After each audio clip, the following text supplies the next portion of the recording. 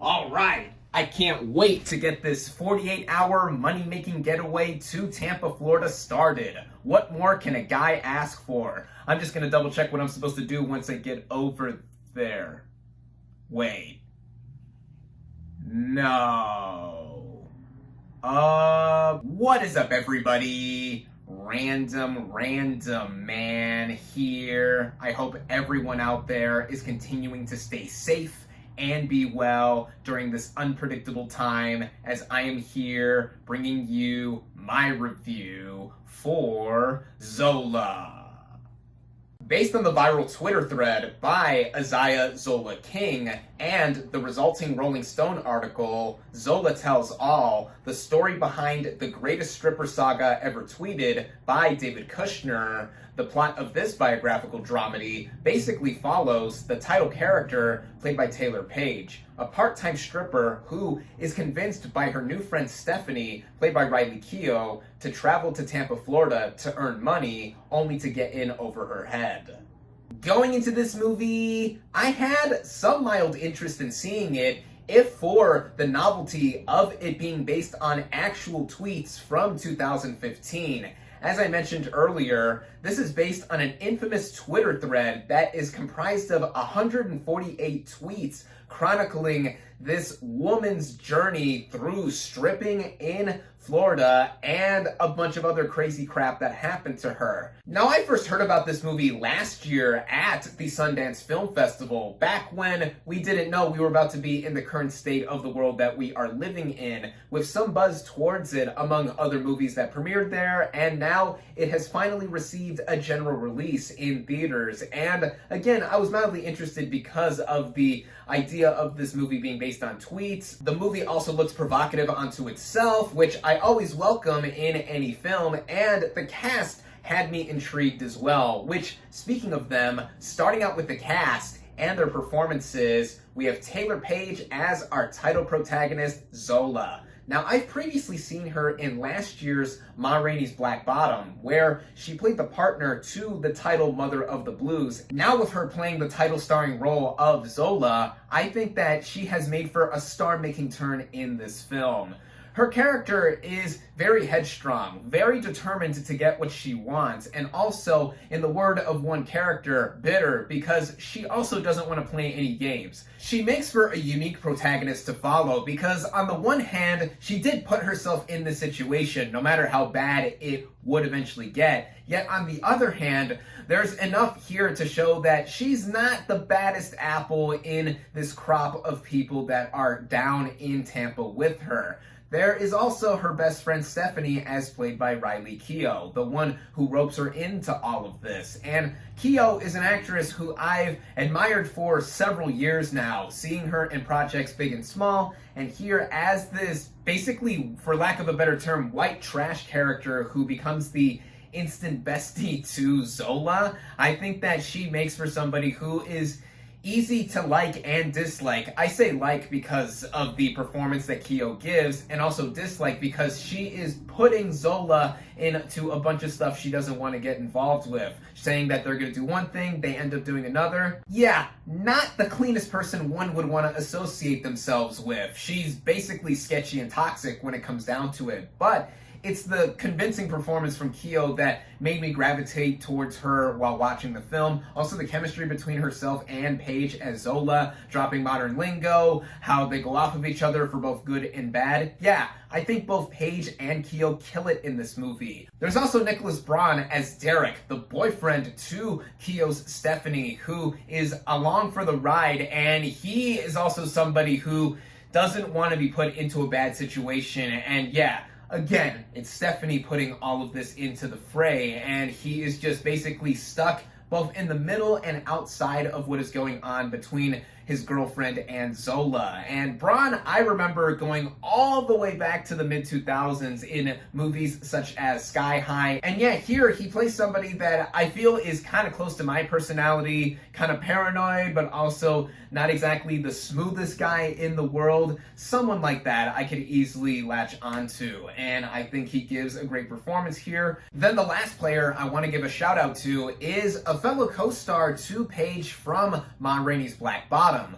Coleman Domingo also shows up here as X, the pimp to Stephanie, who further complicates things for the story. And I really liked Domingo in a lot of the stuff I've seen him in the last few years. And here, as this pimp, he makes for both a humorous and imposing presence across this film. He switches between a couple of accents in the film, and I think that it makes him both very funny but also intimidating too, because he is clearly somebody you do not want to mess with if you step out of line or his line. Jason Mitchell even shows up here in a sneaking supporting role. I almost forgot to mention him as well. Basically, everyone in this movie I think gives an outstanding performance. In particular, our two female leads at the forefront here, and getting into the writing, which was co-written by this film's director, Janiska Bravo. What she has done in presenting the material is do so in an engaging manner. Now, I was not at all familiar with the long tweet thread that this movie is based on, nor did I ever read the Rolling Stone article that came after it. So this movie was my window into getting to know the real story. And the movie right off the bat even says that most of what this movie presents really did happen, which sets the tone up in both being very tongue-in-cheek and provocative, as I expected it to be just seeing some of the promotional material for it. And when we meet our two main characters, Zola is working as a waitress and Stephanie is one of her customers, and they instantly click. Then Stephanie gets Zola involved initially in part-time stripper work, but then gives the proposal of having them go down to Tampa to make some more money. At least that's what Zola initially thinks just by stripping, but oh, a lot more does ensue. Bravo's direction, I think, makes for something that is representative of something of the modern era that we live in, within social media and just all around online viral culture that is a mainstay of today. A close example to this movie that I would compare it to is 2017's Ingrid Goes West, one of my favorite movies from that year. While that movie is more about the idea and obsession of wanting to get famous off of social media and follows a character who's not exactly mentally right up here, Zola still follows in a similar vein to Ingrid Goes West, where a lot of what we experience every day now is infused with this film. Often we get narration from Zola herself, and after a notable moment or interaction occurs, we hear the iconic Twitter...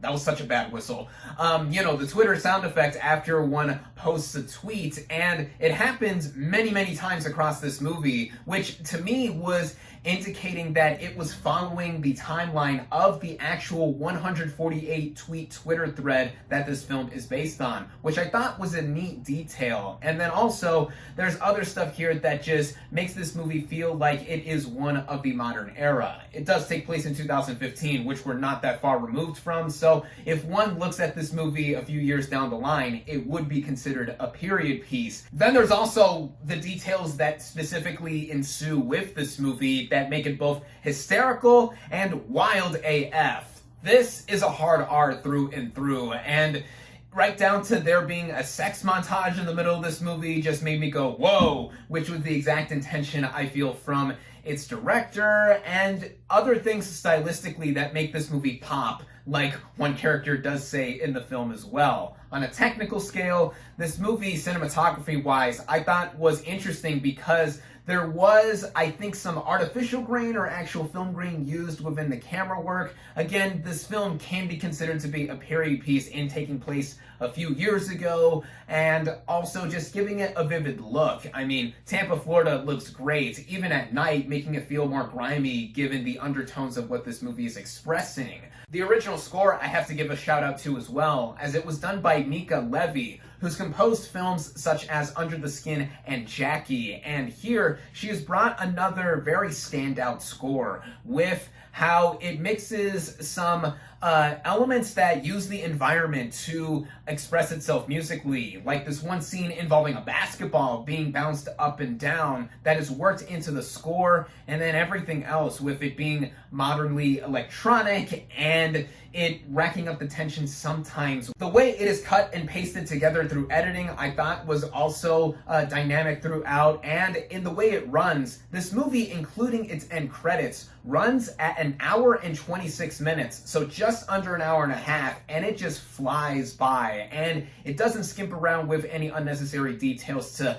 make itself move at that nice pace. Though, I do have to say that when everything is said and done, the way the movie does wrap up, it just basically ends. It just concludes out of nowhere, and it almost made it feel like it had a non-ending of sorts, which I can see some people having a problem with because it does go by so fast. And then also, just with the all-around content that's in here and other things that this movie is about, yeah, one has to check their expectations at the door before seeing this movie. You should just take one look at the marketing material for this film and know if you're gonna possibly be into it or not. But all in all, I gotta say that I really enjoyed Zola. This is the kind of film that I am more than happy to support, especially in theaters where this film is currently playing. I was the only other person in the theater besides this woman on the next aisle over to me in the same row. And yeah, this film I saw on an early Thursday afternoon, so that could be a factor here. But I do hope that this film finds an audience of some sort because of how crazy this story this movie is based on is to be true, or mostly true as it's initially said, and it being something that could click with modern sensibilities of it being ingrained to how people really do talk and also just experience this kind of online culture. It's something that I think is in it for a specific kind of audience that, again, I hope does seek this movie out. I definitely recommend Zola.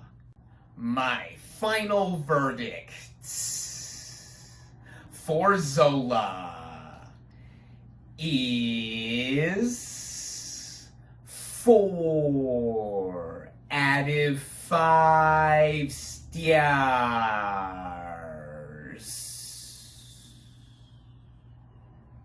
Thank you all, as always, for watching. Be sure to like this video, comment on what you thought of Zola, social media links in the description, subscribe to my channel for more, and I'll catch you on the next movie review.